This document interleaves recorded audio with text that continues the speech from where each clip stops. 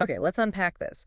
Imagine, waking up and finding simple actions, things you've done your whole life, are suddenly becoming, well, frustratingly difficult. Mm-hmm. Reaching into your pocket, maybe putting on a glove, even just offering a firm handshake, and your fingers are starting to curl inward, pulled by something you can't see, becoming permanently bent. Yeah, that's a pretty accurate picture. And that's the reality for millions living with DupuyTren's contracture. It's this condition that just sort of quietly steals your hand function, transforming flexible fingers into these stiff, clenched digits. Really does sneak up on people. On the surface, it seems like it should be straightforward, right? Just some thickened tissue. You'd think so. But treating it effectively is surprisingly tricky, often relying on methods where pinpoint accuracy is absolutely paramount, and even small errors can have pretty significant consequences. Absolutely. The hand is just incredibly intricate. You've Yeah. got nerves, tendons, blood vessels all packed in there. Oh. And when you're dealing with these thickened cords of tissue nestled right amongst all that, the precision needed for any kind of intervention, whether it's surgical or non-surgical, it's intense. Yeah. And current manual approaches, they often involve, well, a significant degree of guesswork, unfortunately. And that guesswork, that limitation, that's exactly what grabbed us in the source material we're diving into today. Mm. We have research that really digs deep into this condition, dissects the limitations of the treatments we have now, and proposes something genuinely novel. A different approach entirely. Exactly. Using robotic precision to fundamentally change how one key non-surgical treatment is performed. It's really a vision for revolutionizing this enzymatic therapy for DupuyTren's. Yeah, and our primary source material outlines this system called DupuyFix. It's a concept that seems born from both a really deep understanding of the clinical challenges, the day-to-day problems, Oh, yeah, the practical side. and cutting-edge technological expertise. We're looking at work from Dr. Samantha Mulrad. She holds both an MS and an MD. Dr. Mulrad is associated with the Renaissance School of Medicine at Stony Brook University, and importantly, she serves as the chief of hand surgery at Stony Brook Orthopedic Associates. Wow. Okay, so she's right there on the front lines, seeing this condition constantly. Exactly. That gives her direct, daily insight into the struggles patients face and, the challenges surgeons encounter when trying to treat DupuyTren's effectively. And then bridging that gap, right, between the clinical need and the tech solution. That's where Dr. Levney Moten comes in. He holds a PhD and is currently the CEO and head of R&D at N5 Digital, Inc. N5 Digital, okay. And particularly interesting, his background includes a prior association with Brookhaven National Lab. Oh, really? Brookhaven. That's serious research. Yeah, before he took on the role leading R&D at, I believe it's N55 Digital Design Studio now, that kind of background blending fundamental scientific research with applied R&D leadership, that's pretty critical for developing something complex like the DupuyFix system. It absolutely is. You need both perspectives, the deep science and the practical application. For sure. So our mission then for this deep dive seems pretty clear. We want to fully unpack the nature and the impact of DupuyTren's contracture. Get a solid handle on what it actually is. Right. And then gain a really comprehensive understanding of the current treatment landscape. Focus specifically on the strengths, but maybe more importantly, the significant weaknesses and the risks involved in that manual collagenase injection method. Yeah, that manual injection is key here. And finally, we'll explore in detail how this proposed DupuyFix system is designed to directly address those limitations, using robotics, image guidance, All the high-tech tools. potentially offering a really transformative improvement in safety and, how well it works, efficacy. Sounds like a plan. Where should we start? All right, let's start right at the beginning. For anyone listening who might not be, intimately familiar with this condition, what exactly is DupuyTren's contracture at its core? Okay. At its core, DupuyTren's contracture is classified as a chronic progressive fibrosing disorder. Okay, fibrosing, like scar tissue. Sort of, yeah. You can think of it as this relentless kind of abnormal process where the connective tissue just beneath the skin of your palm and fingers, specifically something called the palmar fascia, it begins to thicken and tighten up, but in a very disorganized way. Not like a normal healing process? Not at all. This process leads to the formation of these firm lumps or nodules, usually in the palm first. And then eventually, these can extend out into the fingers as these kind of rope-like cords. You can actually feel them. Oh, definitely. They become palpable cords. And these cords then contract, they shorten, physically pulling the affected fingers down into a bent or flexed position. And over time, it becomes increasingly difficult, or eventually completely impossible, to straighten them out. Wow. Are certain fingers more affected? Yes, the ring and little fingers are the most commonly involved, often intrinsically, symmetrically in both hands. But really, it can affect any finger, any digit. And this isn't something that just appears overnight, right? You mentioned it's progressive. Not at all. That's actually part of why it often goes unnoticed in its early stages. The progression is typically slow, insidious. Sneaks up on you. Exactly. It might start as just a small, maybe seemingly insignificant, and often completely painless lump in the palm. So you might just ignore it. Precisely. Over months, sometimes even years, these nodules can grow, they can merge together, and they start to form those distinct cords that you can feel running from the palm out into the finger. Yeah. It's only as these cords mature and start to really exert those contractile forces that the bending of the fingers becomes noticeable and, well, progressive. And that's when it starts to really impact daily life, I imagine, when the bending starts. Precisely. Early on, it might just be a minor annoyance. Maybe you catch your palm on something occasionally. But as the contracture develops and the finger bends more and more, the functional impairment can become severe. Like what kind of things become difficult? Oh, activities that require full finger extension. Simple things you take for granted, like washing your face properly, trying to button a shirt, putting on gloves in the winter. Reaching into pockets. Reaching into narrow spaces like pockets or purses, yeah. Even picking up flat objects off a table can become difficult or impossible. And grip strength, too. Grip strength can definitely be affected. And even social interactions. Shaking hands can become awkward, sometimes even painful. It absolutely degrades a person's quality of life and their independence over time. So, okay, scientifically speaking, what's actually happening inside the hand to cause this thickening and contracting? What's the underlying mechanism? Yeah, it's a complex process, but the source material touches on the key players involved. It seems to start with aberrant activity in the fibroblasts. Fibroblasts, those are the connective tissue cells. Exactly. They're the cells responsible for producing connective tissue, particularly collagen, within that palmar fascia we mentioned. Now, for reasons that seem strongly linked to genetics, maybe some other factors, these fibroblasts just become overactive. They go into overdrive. Pretty much. Yeah. And they don't just produce excessive amounts of collagen, they produce an abnormal type of collagen, specifically type 3 collagen. Type 3, is that different from a normal collagen? Yeah, type 3 is usually only present in significant amounts in things like scar tissue or during the very early stages of wound healing. It's not typically found in mature, normal fascia. Okay, so wrong type, too much of it. And there's more. On top of that, many of these fibroblasts actually transform into something called myofibroblasts. Myo, like muscle. Exactly. As the name suggests, these are cells that combine features of both fibroblasts, the collagen producers, and muscle cells.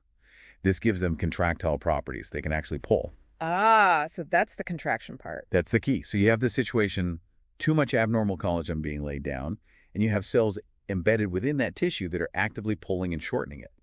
This combination, the excessive collagen deposition and the myofibroblast-mediated contraction, that's what forms those thick contracting cords that cause all the problems. And these cords, they're not just floating in space, right? They're right up against other important stuff in the hand.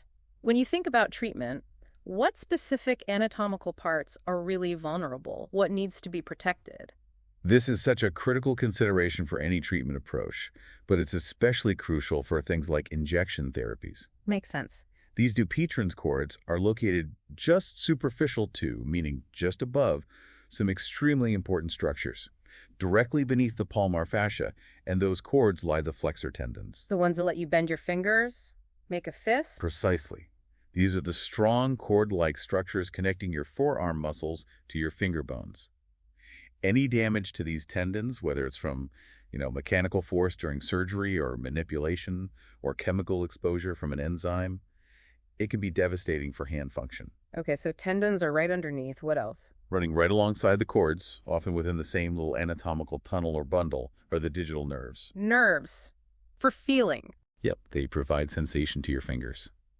And they are incredibly sensitive to trauma or even just irritation from inflammation or misplaced substances. And blood vessels too, I assume. Absolutely. In that same bundle, the neurovascular bundle, are the digital blood vessels, the small arteries and veins supplying blood to the finger. Injury here can cause bruising, hematoma, or in rare, more serious cases, it could compromise the blood supply to the finger. Wow. So when you're targeting a cord that you said is only, what, like 3 millimeters wide? Roughly, yeah. About 3 millimeters in diameter on average. You're operating literally millimeters away from structures, tendons, nerves, arteries that you absolutely cannot injure. Exactly. Precision isn't just, desirable for a good outcome. It's mandatory for basic safety. That really, really highlights the challenge. Huh. Okay, so who is most likely to develop this? Is there a specific demographic profile? There's a very clear profile, actually. Yeah. It has a strong genetic predisposition. It's particularly common among people of Northern European descent. Ah, the Vikings disease nickname I've heard. That's where it comes from, yeah. Though it is found in populations globally, Yeah. it's just much more prevalent in that group. And there's a significant sex disparity. More common in men or women? Much more common in men. The source material says 7 to 10 times more likely in men than in women. Wow, that's a big difference. It is. And the onset is typically in middle to later adulthood, usually presenting itself in the 5th or 6th decade of life. So around 40s, 50s, 60s. Exactly. And while genetics seems to be the primary driver, there are certain other factors that are associated with an increased risk or maybe faster progression. Things like diabetes, epilepsy, Okay. chronic alcohol use, smoking, and possibly chronic manual labor, although the link with manual labor seems a bit less definitive than the genetic component. Interesting. Given its prevalence, the source mentions something like 3 to 6% of adults over 45 are affected, which seems quite high. Why does it often go undiagnosed until it's already impacting function? You mentioned the slow start. Yeah, it's largely because of that slow and often completely painless progression in the early stages. Right, if it doesn't hurt. Exactly. Those initial nodules, they can be small, they don't hurt, they don't limit movement much at first. People often mistake them for calluses or just, ignore them. It's usually not until the contracture, the bending, becomes noticeable and starts interfering with their daily activities that they actually seek medical attention. And by then, the disease is more advanced. By then, it's typically more advanced and treatment becomes necessary to restore function. So once it reaches that point where it's limiting function, maybe the finger's bent past a certain angle, what are the standard approaches to treating DupuyTren's contracture today? What options are available? Right. So treatment is usually considered when the contracture is interfering with those activities of daily living or when the angulation, the amount of bend, exceeds a certain degree, often around 30 degrees is a common benchmark. The current landscape offers a few main options, which we can broadly categorize as surgical and non-surgical. Okay, let's tackle the traditional surgical options first. What's involved there? Well, the long-standing gold standard, especially for more severe or complex contractures, is open surgery, often called a fasciectomy. Fasciectomy, cutting out the fascia. Essentially, yes. This involves making incisions, usually zigzag ones, in the palm and finger to expose the pathological cord and the surrounding thickened fascia. Then the surgeon surgically excises it, cuts it out. Okay. For very aggressive disease, or cases where the skin itself is involved, they might perform something called a dermofasciectomy. That involves removing the affected skin along with the fascia and then applying a skin graft to close the wound. That sounds pretty major. It is. So- The main advantage of open surgery is direct visualization. The surgeon can see the cord, see the nerves and tendons nearby, and can aim for complete removal of the diseased tissue. But the downsides? Significant downsides. It's an invasive procedure, obviously, requires anesthesia, usually in an operating room or a surgical facility. There's a significant recovery time involved, often requiring weeks or months of intensive postoperative hand therapy. Right, rehab is key. Absolutely. And it carries inherent surgical risks.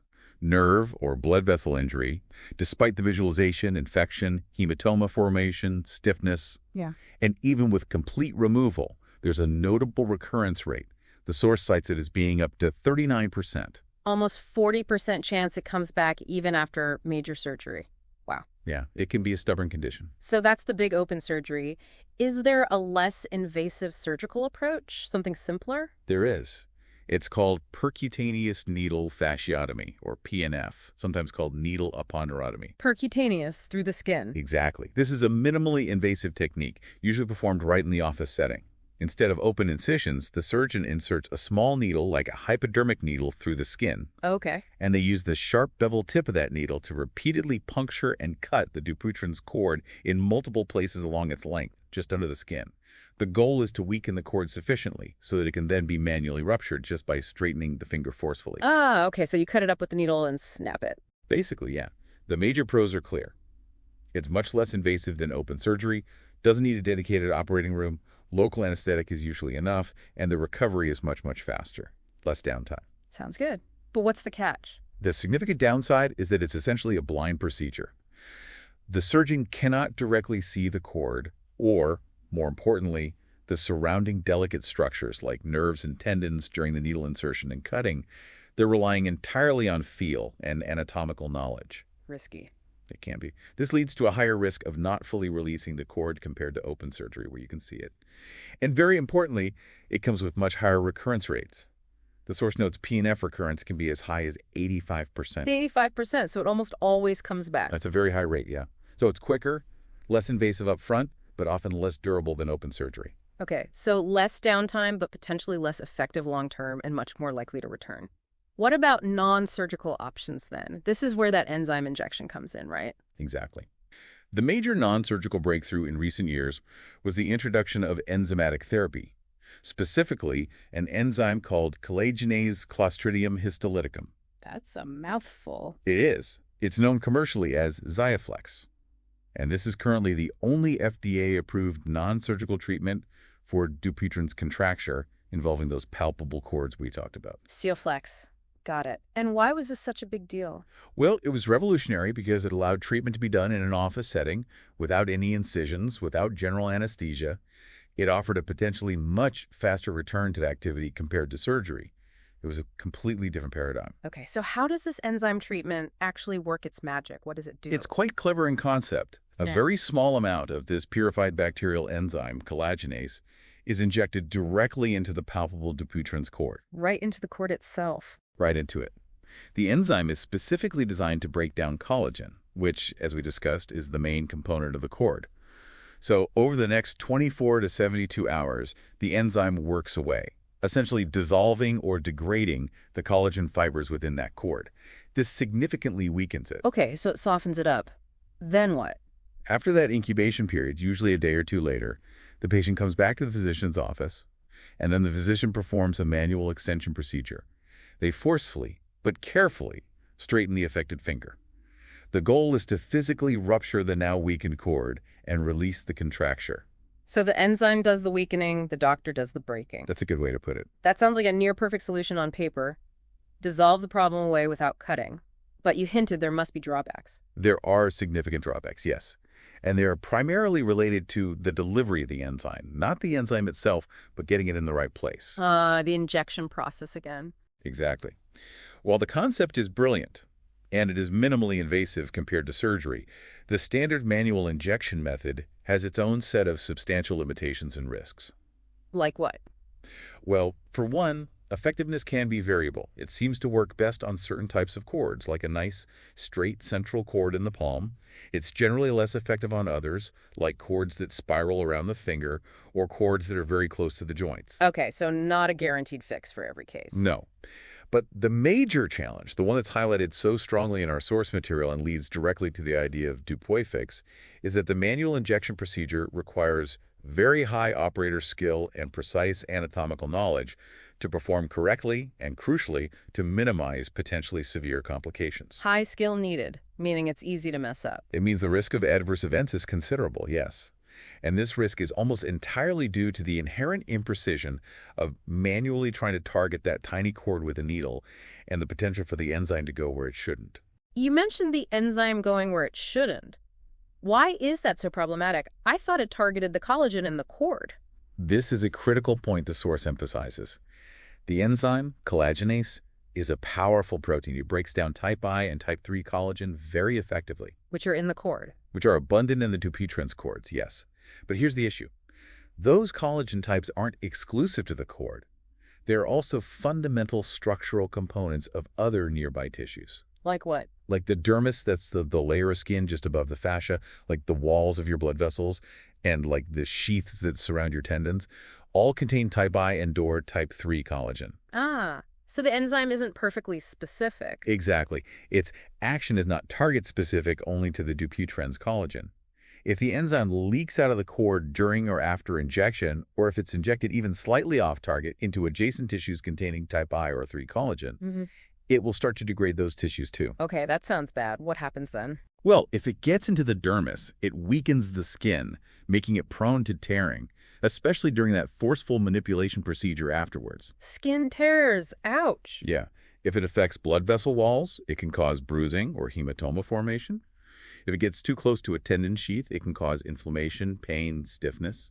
Or, in rare but devastating cases, it could compromise the tendon structure itself. Okay, now I see why the delivery method is so incredibly critical. It's not just about getting the enzyme into the hand. It's about getting it only into the cord and keeping it there. Precisely. The potential of the enzymatic therapy is huge, right? Minimally invasive, quick recovery. An enormous potential. But the execution, using a manual needle guided purely by human touch and feel, that's the weak link. And this brings us right to the core problem that the source material really hammers home. Yes. Despite the revolutionary potential of the enzyme itself, the current manual delivery method is fundamentally imprecise. That's the crux of it? It relies completely on the physician's ability, their experience, their skill to accurately judge depth, angle, position based on knowing the anatomy, feeling the cord through the skin, palpation, and interpreting that subjective tactile feedback. Which can be really variable. Right. And this makes outcomes variable from patient to patient, maybe even from injection to injection. And it makes the procedure riskier, especially in complex hands. Maybe someone's had previous surgery there, or their anatomy is slightly different due to age or weight. All those factors increase the difficulty and the risk of manual injection. So the consequences of this imprecision are what? Variable effectiveness, maybe underutilization because doctors are wary of the risks. Exactly. And those significant risks we just discussed. Can we delve a bit more into why manual injection is so prone to these errors? What are the actual dynamics of trying to place that needle when you're doing it by hand? Yeah, let's get into the mechanics of the error. Okay. The root cause is really the inherent variability in manual needle placement. It sounds simple. Put the needle in the cord, but when you're trying to insert a needle through skin, through subcutaneous fat, to hit a target like a DupuyTren's cord, which again is only about 3 millimeters in diameter. Tiny. Your hand, even a very skilled hand, introduces variability. You can deviate from your intended path laterally, meaning sideways, left or right, or you can deviate in depth, injecting too shallow or too deep. Okay, lateral and depth errors. Makes sense. Now, here's something the source material points out that's quite striking and maybe counterintuitive. The most frequent type of injection error isn't missing the cord sideways. Really? I would have guessed that, missing left or right. Nope, it's depth overshoot.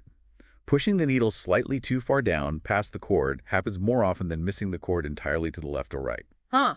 Why is that? Why is depth harder to control than lateral position? Well, think about it visually. When you're starting the injection, you can see the surface landmarks, you can feel the cord, you can visually confirm your lateral entry point relative to the cord. Okay, you know where you're starting side to side. Right. But once that needle tip goes under the skin, you can't see it directly anymore. You are relying purely on feel, on your experience, to judge how deep that tip has gone.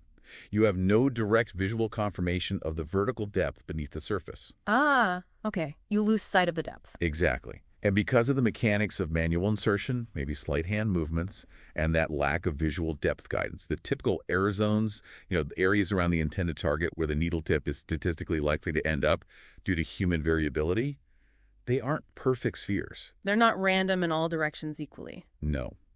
The source describes them as vertically elongated ellipses, with roughly a 2-to-1 depth-to-lateral error ratio. Wait, say that again. 2-to-1 depth error. Yeah, meaning you are statistically about twice as likely to be off target in the depth dimension, too shallow or too deep, as you are in the lateral dimension, too far left or right. Wow. So your vertical misplacement, on average, is about twice the magnitude of your sideways deviation. Exactly. And this geometric reality really explains why structures above the cord, like the dermis, and below the cord, like the tendons and their sheaths, are frequently affected by misplaced enzyme due to these common depth errors. While injuries to nerves and vessels from lateral errors are less frequent, though still potentially very serious when they do happen. That makes so much sense now why depth is the bigger issue. And this difficulty in judging depth is compounded by the fact that tissue resistance, which is the main thing you're relying on for tactile feedback, it can vary significantly. From person to person. From person to person, even within different parts of the same hand, What feels like you're in the cord in one patient might actually be surrounding fascia or fat in another. It's just not a reliable indicator. Sure, even experienced doctors struggle. Even highly experienced clinicians, the source indicates, report struggling with the level of precision required to consistently land the needle tip and keep it within that narrow 3 mm target zone just by feel. Okay. The source includes some data, a table of complications. We don't need to read every line, but maybe we can touch on some of the key ones or the most surprising ones and directly link them back to these depth and lateral errors we've just been talking about. Show the consequences. Absolutely. That table serves as pretty strong evidence for the real-world consequences of this manual imprecision. Let's highlight a couple of the most frequent issues, and maybe the most severe, and connect them directly to the error types. Okay. What's most common? One of the most frequent complications reported is skin tearing. The source estimates this occurs in roughly 15 to 30% of cases. 15 to 30%. That's really common. It is. And this is a classic example of a shallow depth error. If the enzyme is injected too superficially, maybe just under the skin, or it leaks upwards into the dermis. It weakens the skin? Exactly. It degrades the skin's collagen, making it fragile. Then, when the physician performs that manual manipulation, that forceful straightening 24 to 72 hours later, the weakened skin just tears. It's usually mild to moderate in severity, not catastrophic, but it requires wound care, delays recovery, and it's certainly not ideal. Definitely not. What else is frequent? Another common issue is bruising or hematoma formation, seen in maybe 10 to 20% of cases. Okay. This can be due to the enzyme affecting the walls of small blood vessels, maybe from a shallow depth error again, or a lateral error hitting a vessel. Or it could just be simple needle trauma during the manual procedure, usually mild, resolves on its own, but still an adverse event. Right. What about issues related to being too deep? The overshoot error. Yes, consider something like pain or inflammation reported specifically at the tendon sheath, estimated at 5 to 10%. This is pointed to as a direct consequence of depth overshoot. Going past the cord? Right. If the needle goes too deep, or if enzyme diffuses downwards from the injection site, it can irritate the flexor tendon bed that lies just beneath the cord. This causes pain, inflammation, maybe stiffness in the finger. It directly confirms the risk of going too deep. Okay. And the really scary one, tendon rupture. Yeah, while thankfully much, much rarer, the source estimates less than 0.5% tendon rupture is the most feared complication. It's severe, obviously. Obviously. And this catastrophic outcome is almost exclusively linked to a significant depth overshoot error, mistakenly injecting the enzyme directly into or immediately surrounding the flexor tendon or its sheath. This causes the tendon's structural integrity to degrade and eventually fail, often during the manipulation phase. Devastating. Even if rare, it highlights the critical need for depth control. Absolutely. It underscores just how critical precise depth control really is. Any others linked to lateral errors? Yes, even things like temporary numbness or tingling, which affects maybe 1 to 3% of patients. That points towards lateral errors. The needle tip, or maybe enzyme that diffused sideways, irritates one of the digital nerves running adjacent to the cord. While it often resolves, it's still an adverse event directly linked to misplacement. Just sideways this time. So looking at that data, it vividly demonstrates that the manual method, even when performed by skilled hands, carries substantial risk. It does. And that risk is directly tied to the inability to achieve precise, consistent targeting, especially, it seems, in terms of injection depth. That's the key takeaway. The source notes these complication rates are from real-world use, often by experienced injectors. It highlights that the risks go up with more severe contractures or challenging anatomy. And crucially, it mentions that using image guidance, like ultrasound, can help reduce these errors, which perfectly sets the stage for the proposed solution. It's really striking how much the safety hinges on hitting that tiny 3mm target purely by feel. It absolutely makes the case for needing a different approach. So let's talk about that approach. How does the DupuyFix system propose to solve this fundamental problem of manual imprecision? Okay. DupuyFix is positioned as the transformative solution, precisely because it aims to bridge that critical gap, the gap between the enzyme's fantastic therapeutic potential and the real-world limitations and risks of delivering it manually. Bridging the gap. I like that. It's designed as a standardized, image-guided, feedback-controlled platform that essentially automates the most critical and most error-prone aspects of the injection process. Automation for precision. Exactly. The core benefit, the whole reason it exists, is the dramatic minimization, ideally, the complete elimination of operator error during the injection itself. The goal is to protect that surrounding delicate anatomy we talked about, ensure the enzyme is delivered precisely within the cord where it needs to be, and maximize the safety and the consistency of the procedure from patient to patient. It essentially takes the brilliant chemical action of collagenase and marries it with reliable mechanical and visual precision. Okay, let's break it down. Looking at the architecture the source describes, how is this system actually built to achieve that level of precision? It starts, logically, with a hand stabilization module. Yes, you can't have precision without stability, right? So the hand stabilization module is the system's foundation. It's described as an ergonomically designed rest for the patient's hand and fingers. Okay, like a cradle for the hand. Sort of, yeah. It includes adjustable components, straps, pads to comfortably but very securely hold the hand in a precise, repeatable position. This is absolutely essential because even slight unintentional movements of the patient's hand during the targeting phase or the injection sequence can introduce significant errors. Right, if the target moves. Exactly. So this module directly addresses the manual instability inherent in the current method, where the physician is often trying to stabilize the hand with one hand while injecting with the other. This ensures the hand remains perfectly still and in the correct orientation relative to the rest of the system throughout the entire procedure. Okay, so step one, lock the hand down securely and repeatably. But stability isn't enough if you still can't see exactly where you're going, right? This is where the imaging and cord localization system comes in. This is arguably the most crucial component because it directly addresses that fundamental blindness of the standard manual technique. It integrates a high-resolution ultrasound system directly into the platform. Ultrasound, like doctors use for other things. Exactly. Standard medical ultrasound technology, but integrated here to provide real-time visualization of the DupuyTren's cord in relation to all that critical underlying anatomy, the flexor tendons, the digital nerves, the blood vessels. You can actually see them on the screen. Wow, okay. So no more guessing based on feel. Right. But it goes further. The system apparently uses AI, artificial intelligence, to interpret these real-time ultrasound images. AI, how does that help? It helps create a dynamic 3D overlay map. This map clearly delineates the precise location and boundaries of the cord. It highlights the optimal injection path to hit the center of the cord, and critically, it marks out the no-go zones, the areas where those vulnerable nerves and tendons are located, telling this system where not to go. A virtual safety map, basically. Essentially, yes. The source even mentions an optional upgrade to something called optical coherence tomography, OCT, for potentially even finer anatomical detail in really complex cases. Okay. And this imaging helps with planning, too. Yes. It enables automated planning for delivering the enzyme at multiple points along the length of the cord.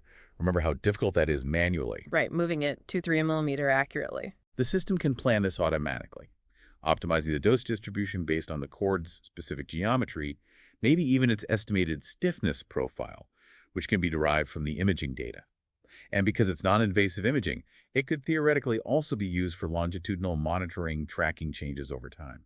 So it completely replaces subjective palpation and anatomical estimation with objective, real-time visual guidance and smart mapping. That's a huge shift. It really is. It provides the necessary visual eyes that the manual method completely lacks. This enables targeting that's informed by the patient's actual anatomy in real time, not just a general anatomical model. It allows for unprecedented precision and automated planning that adapts to the specific characteristics of the cord being treated in that specific patient. Okay, so you've got the hand stable, you know exactly where to go thanks to the imaging and AI map. Now you need something to actually execute the injection with that same level of precision. That must be the role of the precision-guided injection arm. Yes, this is the robotic component, the effector arm. It's described as a robotic arm mounted on a multi-axis rail system, fully integrated with the imaging and stabilization modules. Okay. Based on the precise coordinates and the safe path determined by the imaging and the AI planning system, this robotic arm calculates and then executes the exact necessary trajectory for the injection needle. So the robot controls the needle movement. Completely. It controls the insertion angle, the depth, the path, ensuring the needle tip reaches the geometric center of the cord target while actively avoiding those critical pre-mapped structures like tendons, nerves, and vessels. It stays within the safe zone on the map. Precisely. And the system is designed to execute multiple, very rapid injections along the planned path within the cord, potentially during a single insertion or with minimal repositioning, which could improve efficiency compared to multiple manual sticks. The source does note, importantly, that a manual override capability is available for the physician if they ever needed it. That seems like the core mechanism for replacing those variable, error-prone human hand movements with repeatable programmed accuracy. Takes the tremor and guesswork out. It absolutely is. It directly replaces the imprecise manual aiming and physical manipulation required to guide the needle by hand. The robotic arm ensures that the needle follows the pre-calculated safe path, stays within that identified target zone inside the cord, and can accurately and consistently perform those necessary multi-point injections along the cord's length, something that's incredibly difficult, bordering on impossible, to do with perfect precision manually. Okay, makes sense. Hand stable, target locked, robot aims. What's the last piece? There's an adaptive enzyme delivery unit. What does that component add to the mix? This module controls the actual delivery of the enzyme, pushing it out of the syringe and into the tissue. It uses a digitally driven syringe plunger system, so it eliminates the need for the physician to manually push the plunger with their thumb. Okay, so automated pushing, but why adaptive? This is where it gets really clever. The adaptive part means the injection rate and the pressure are dynamically adjusted in real time, Based on what? based on the tissue resistance encountered by the needle tip. The system has integrated force sensors that measure how hard it is to push the fluid into that specific spot in the tissue. Oh, wow. So it's feeling the tissue resistance electronically. Exactly. This completely takes away the subjective and, as we discussed, unreliable tactile feedback that a physician relies on in the manual method to try and gauge resistance and estimate if they're in the right tissue layer or injecting at the right rate. Replaces feel with data. Precisely. This automated resistance-guided delivery ensures the enzyme is injected optimally, not too fast, not too slow, not too forcefully, at each specific point along the cord. It also facilitates a smooth, uninterrupted delivery for those multi-point injections, without the physician having to manually pause, reevaluate pressure, and push again repeatedly. Any other benefits from this adaptive delivery? The source suggests this level of automation and control could simplify the procedure enough that it might potentially allow for different treatment protocols, like perhaps more frequent sessions using lower doses of the enzyme. This could, theoretically, further reduce risks, especially those associated with the forceful manual manipulation phase needed after a single large dose. Interesting. Lower dose, more often. Safer rupture. Potentially.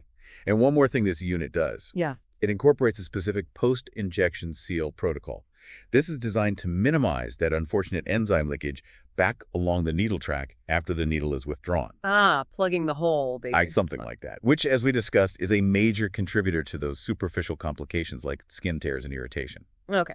So it automates the entire delivery process, pushing the plunger, adjusting the rate and pressure based on real-time feedback, and even helping prevent leakage afterwards. Exactly. It replaces the unreliable guesswork of manually feeling resistance with objective, sensor-driven guidance. It ensures the enzyme is delivered at the optimal rate and pressure for that specific tissue at that precise location.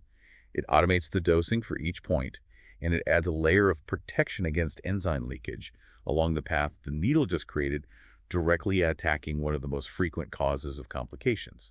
Looking at the system as a whole then, stabilization, imaging, robotics, adaptive delivery, what are the major clinical benefits that DupuyFix aims to deliver compared to the current manual method? What's the payoff? The potential clinical benefits are quite compelling, and they really do directly address the shortcomings of the current manual method we've spent so much time dissecting. Like what specifically? Primarily, it offers the promise of predictable, standardized treatment outcomes. This is huge, because it should significantly reduce the variability that currently exists due to differing levels of practitioner experience or skill. So more consistent results regardless of who's doing it. That's the goal. It aims for near error-free injections. That should translate directly into a dramatic reduction in those complication rates we detailed earlier. Fewer skin tears, less bruising and swelling, much lower risk to nerves and tendons. Increased safety is a big one. Huge. And this increased safety and consistency would likely significantly shorten the learning curve for new providers who want to offer this therapy. It could make collagenase treatment more accessible, more widespread. Builds confidence too, I bet, for doctors and patients. Absolutely. Greater treatment confidence for both sides. Plus, the integrated dynamic imaging and the automated procedure logs provide full transparency. The physician can see exactly what was done, where the enzyme went, and there's a clear, objective record. That enhances patient trust and provides valuable data. And personalization. Yes, because it's image-guided and adaptive, It enables truly personalized treatment protocols. You can tailor the injection points, the dose, maybe even the rate, based on the individual patient's specific anatomy and the characteristics of their particular cord, moving away from the more generalized one-size-fits-all manual technique. The source material includes a direct comparison table, manual versus DupuyFix. Running through a few of those contrasting points really seems to hammer home the leap this system represents, doesn't it? It's a very stark contrast, yeah. It illustrates the potential transformation quite clearly. Give us a few examples. Okay, so where the manual method is described as highly operator-dependent, relying heavily on individual skill and experience, DupuyFix is presented as standardized and reproducible. The outcome is designed to be less about who does the injection and more about the system's consistent, reliable performance. Okay, what else? Manual injection carries that high risk of enzyme leakage and needle misplacement due to subjective control and lack of visualization. Whereas DupuyFix Offers controlled, AI-guided needle placement, specifically designed to stay within the cord boundaries and actively minimize leakage. visualization. Manual method, no intra-procedural imaging guidance. DupuyFixa, real-time visualization and automated cord mapping. Approach. Manual technique is essentially a one-size-fits-all approach applied by feel. DupuyFix allows for personalized, multi-point, feedback-driven injections tailored to the specific anatomy seen on the ultrasound. And the injection force. Manual injection relies on subjective, unreliable pressure applied by the operator's hand. DupuyFix utilizes resistance-guided, auto-calibrated dosage delivery, completely removing that variability and guesswork. It really does feel like moving from, I don't know, a craft that's dependent on the artisan's skill and feel to a precision-engineered, data-driven process. That's a great analogy. That's exactly the shift it represents. Beyond the core functionality, as the source mentioned, any other sort of practical or helpful bonuses, features integrated into the system, things that make it easier to use? Yes, they do note several thoughtful additions that seem aimed at usability and integration into clinical workflow. Like? The system can apparently incorporate preset injection protocols. These could be optimized for different types and locations of DupuyTren's cords. Maybe it's a standard protocol for a simple Palmar cord versus a more complex digital cord. Okay, presets. Helpful. It also has the capability to upload preoperative imaging, like maybe an MRI scan if one was done, for pre-procedure planning and comparison with a live ultrasound. Integration with other data. Right. It can generate a printable patient report, including an annotated map showing exactly where the injections were placed, which is great for the patient's records and the medical chart. Documentation is key. Absolutely. Yeah. And very practically, it includes a training mode simulation. This allows new providers to practice using the system controls, interpreting the imaging, and understanding the workflow in a virtual environment before they ever perform a procedure on an actual patient. Oh, that's smart. Practice without risk. Crucial for safety and for speeding up adoption of a new technology like this. Definitely. Looking ahead now, what are the potential future capabilities, or maybe ways this core technology could expand beyond just treating DupuyTren's? The future vision outline seems quite broad. On the practical side, they mention potential integration with electronic health records, EHR systems, for seamless documentation and data flow. Makes sense. Maybe even augmented reality, AR, overlays for enhanced surgical planning or for training purposes, projecting the map onto the hand, perhaps. Cool. But what about other medical uses? Right, that's one of the most exciting aspects highlighted in the source. The inherent expandability of this core intelligent injection platform.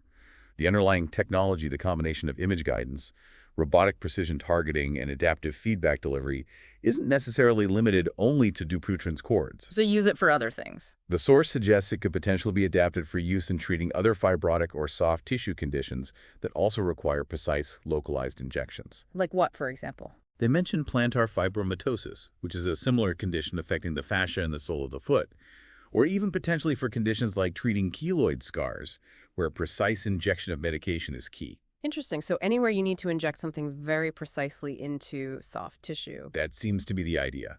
There's also the potential mentioned for integrating this type of precision delivery module into existing robotic surgical suites, perhaps adding a new capability to those larger systems. That expandability really positions this technology as potentially more than just a single-use device for one condition, doesn't it? It sounds more like a platform for precision soft tissue intervention in general. Exactly.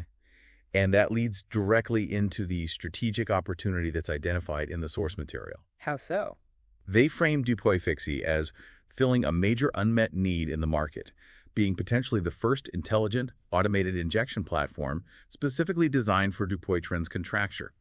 This capability enables procedures that are intended to be safe, reproducible, and highly scalable. Scalable meaning more doctors could potentially offer it. Precisely. And the core intellectual property, that unique integration of hardware and software for guided robotic injection with real-time feedback, is likely protectable through patents.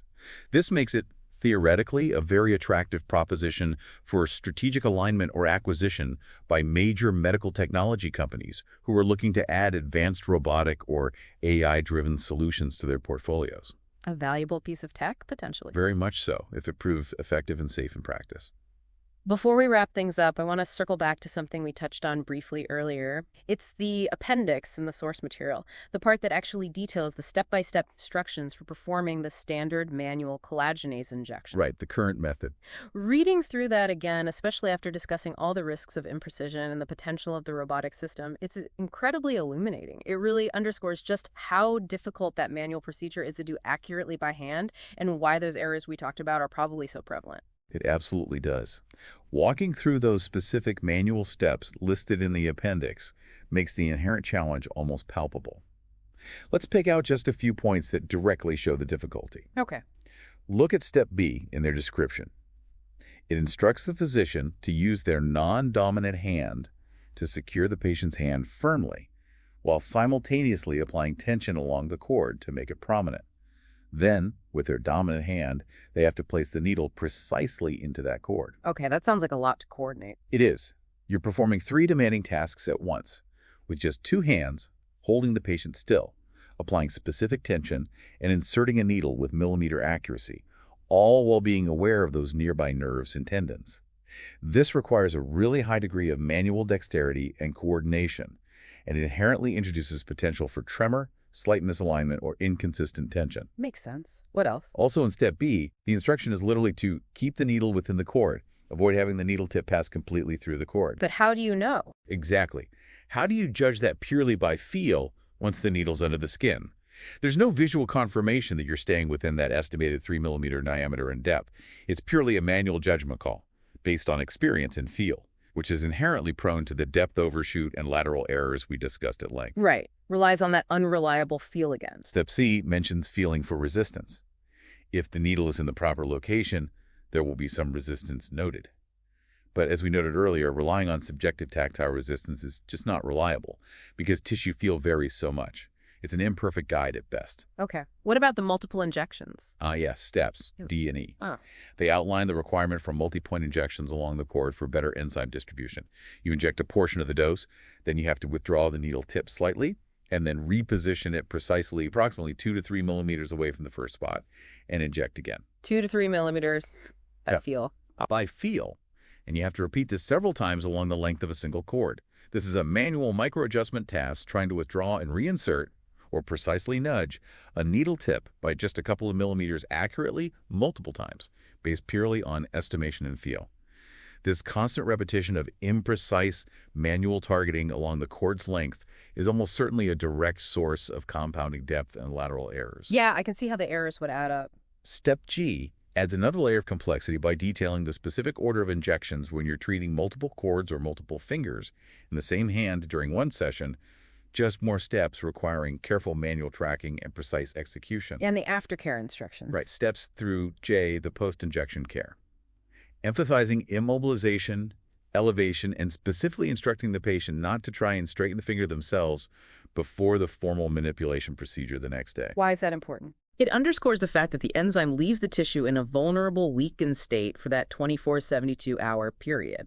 This inherent fragility after the enzyme delivery makes the need for precise initial injection placement even more critical to avoid exacerbating potential issues like skin tears or tendon damage during the necessary manipulation phase that follows. So yeah, reviewing that standard manual protocol step by step, it truly lays bare the mechanical challenges, the sheer difficulty of performing this procedure accurately by hand. It really does. The difficulty in judging depth without seeing, the reliance on subjective feel for resistance and position, and the challenge of repeatedly repositioning a needle by mere millimeters accurately. These are the direct root causes of the depth and lateral errors, and subsequently, the complications listed in the source's data. It's a perfect illustration of exactly why a method that sounds so great in principle, using a specific enzyme to dissolve just the problem tissue, has been hampered in practice by the fundamental limitations of human dexterity and sensory feedback when attempting sub-millimeter precision in such a complex anatomical environment. That appendix really confirms the problem that DupuyFix is being designed to solve. Okay, so to bring it all together then, we've explored DupuyTren's contracture, this common progressive condition that restricts hand function because of these contracting cords forming in the palm. A condition affecting many people's daily lives significantly. We've seen the limitations of the current treatments, particularly highlighting the significant risks and the variable outcomes associated with the manual delivery of the enzymatic therapy Xiaflex. Risks stemming directly from the inherent imprecision of human hand control when trying to target that tiny cord near vital structures. That imprecision, especially in depth control, being the key vulnerability. And then we've seen how this proposed DupuyFix's system directly, piece by piece, addresses those limitations. By integrating hand stabilization, real-time image guidance with AI mapping, a precision robotic injection arm, and that adaptive feedback-controlled enzyme delivery. It aims to systematically remove the human error factor from the most critical parts of the injection process, Creating what aims to be a standardized, highly precise, and much safer delivery system for this enzyme. Exactly.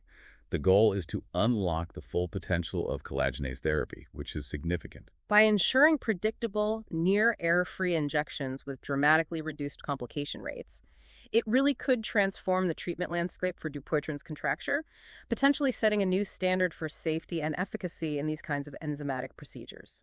By tackling that fundamental mechanical imprecision of the delivery, DupuyFix, if successful, could make this powerful non-surgical option more reliable, much safer, and ultimately more accessible to a wider range of patients and the practitioners who treat them. So, thinking about how challenging it is, as we've discussed, to precisely target soft tissue just millimeters deep, which is the core problem DupuyFix aims to solve for DupuyTren's, it really makes you wonder about the broader implications, doesn't it? How so? Well, considering the kind of precision and safety promised by this type of image-guided, feedback-controlled robotic system, what other medical conditions that currently rely on similarly challenging localized injections could benefit? Maybe think about certain types of pain management injections, some dermatological procedures, even targeted drug delivery for tumors, or maybe even cosmetic injections where precision is key. That's an interesting thought. Anywhere precise localization in soft tissue is critical. Right. Could this kind of automated precision delivery technology potentially transform those fields too? It suggests a much wider future for this kind of robotic assistance, maybe moving beyond just traditional large-scale surgery into micro-precision injections. A fascinating prospect indeed. Exploring where else this paradigm shift from manual feel to image-guided robotic precision could lead in medicine. Definitely something to consider. Something to consider. Well, thank you for joining us for this deep dive into robotic precision for hand therapy. Really appreciate the insights. Thank you. It was a very interesting technology to explore.